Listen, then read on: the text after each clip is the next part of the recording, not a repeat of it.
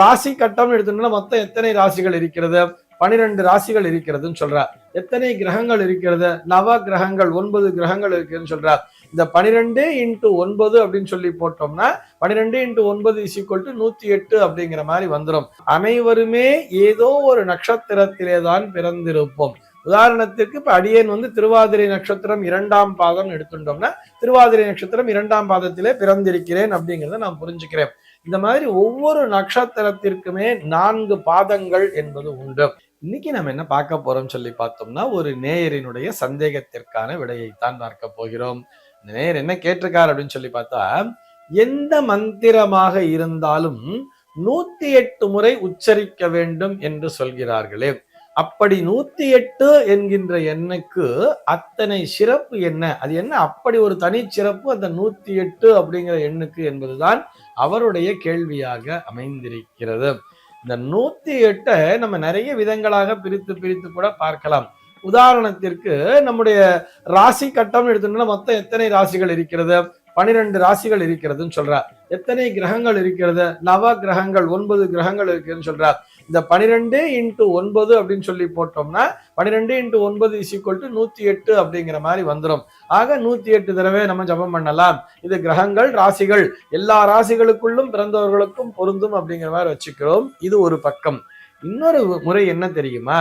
அதாவது நாம் அனைவருமே ஏதோ ஒரு நட்சத்திரத்திலே தான் பிறந்திருப்போம். உதாரணத்திற்கு இப்ப அடியேன் திருவாதிரை நட்சத்திரம் 2ஆம் பாதம் எடுத்துட்டோம்னா திருவாதிரை நட்சத்திரம் 2ஆம் பாதத்திலே பிறந்திருக்கிறேன் அப்படிங்கிறத நான் புரிஞ்சுக்கிறேன்.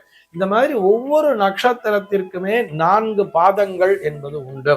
ஒவ்வொரு நட்சத்திரத்திற்குமே 4 கால்கள் சொல்ல 4 பாதங்கள் என்பது உண்டு. 4 பாதங்கள் நம்ம பாதம்னா ஏதோ கால் நினைச்சுக்கிறத விட நம்ம எப்படி நினைச்சுக்கலாம், 4 பாகங்கள் கூட வச்சுக்கலாம். ஒரு நட்சத்திரத்தினுடைய முதல் பாகம், 2ஆம் பாகம், 3ஆம் பாகம், 4ஆம் பாகம்ங்கிற மாதிரி கூட நினைச்சுக்கலாம்.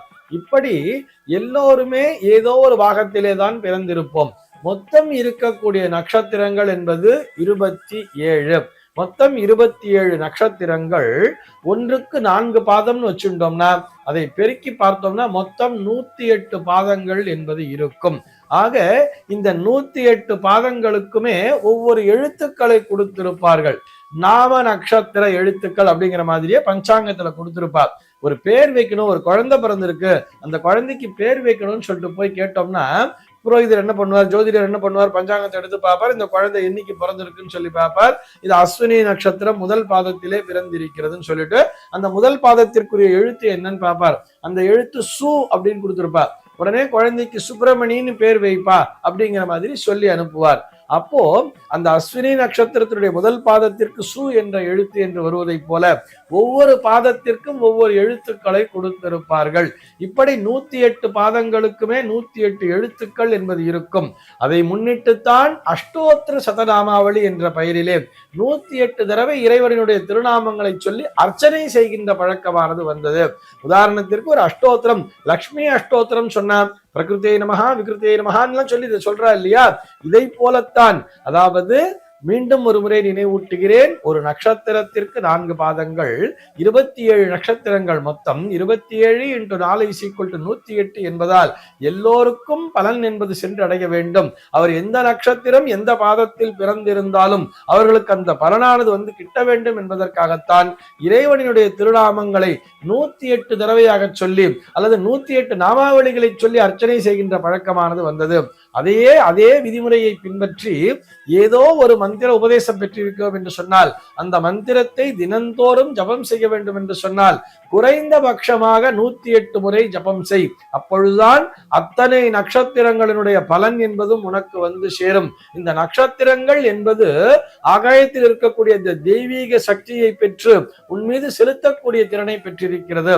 அதனால்தான் நீ 108 தடவை ஜபம் பண்ணணும்னு சொல்லி இருப்பார். அந்த தெய்வீக சக்தி நம்ம அந்த மந்திரத்தை ஜபிக்கிறோம்னு சொன்னால் மனதிற்குள்ளாக ஜபிக்கும் பொழுது அந்த மந்திர ஒலியானது காற்றிலே சென்று பரவுகிறது அல்லவா, வெளியிலே செல்கிறது.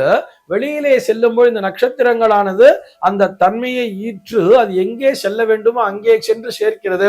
மீண்டும் அங்கிருந்து அந்த எனர்ஜியை பெற்றுக்கொண்டு நம்மிடத்திலே பலனாக தருகிறது. ஆக அதனாலதான் இதை இப்படி பிரித்து வைத்திருக்கிறார்கள். எங்கேயும் ஒரு இடத்துல கூட மிஸ் ஆயிடக்கூடாது அப்படிங்கிறதுக்காக. ஆனால் ஒரு முறை ஜபித்தாலே போதுமானது. ஒரு முறை அந்த மந்திரத்தை சொன்னாலே நிச்சயமாக பலன் கிடைக்கும். எப்படி? முழுமையான ஈடுபாட்டோடு. அதுக்கெல்லாம் வரணும்னா ஒரு ஞான நிலை என்பது வர வேண்டும் அல்லவா? ஒரு துறவு நிலை அப்படிங்கிறது இருக்கணும் இல்லையா? ஆனா நம்ம என்ன பண்ணுவோம், மந்திர ஜபம் பண்றோம்னு சொன்னா அப்பதான் மனசுக்குள்ள இப்படி ஓடிட்டு இருக்கோம். அடுப்படியில பால் வச்சிருக்கோமே, பாலை சிம்பண்ணோமா, அது பால் பொங்கிடுமா, இல்ல ஆத்துக்காரு எழுந்துட்டாரா, தூங்கிட்டு இருப்பாரு, குழந்தைய ஸ்கூலுக்கு அனுப்பணுமே, இப்படித்தான் நம்முடைய சிந்தனையானது ஓடிக்கொண்டிருக்கும். பெண்களாக இருந்தால். ஆண்களாக இருந்தால் என்ன பண்ணணும், இன்னைக்கு வந்து பேங்க்ல இஎம்ஐ கட்டணுமே, என்ன பண்ண போறேன்னு தெரியல நினைச்சுட்டே நம்ம ஜபம் பண்ணிட்டு இருப்போம். அப்படிலாம் ஜபம் பண்ணா பலன் கிடைக்காது அல்லவா? அப்படி ஜபம் பண்ணா கூட 108 தடவையில ஒரு தடவையாச்சும் இறைவனை முழுமையான ஒரு சிந்தனையோடு யோசிக்க மாட்டோமா?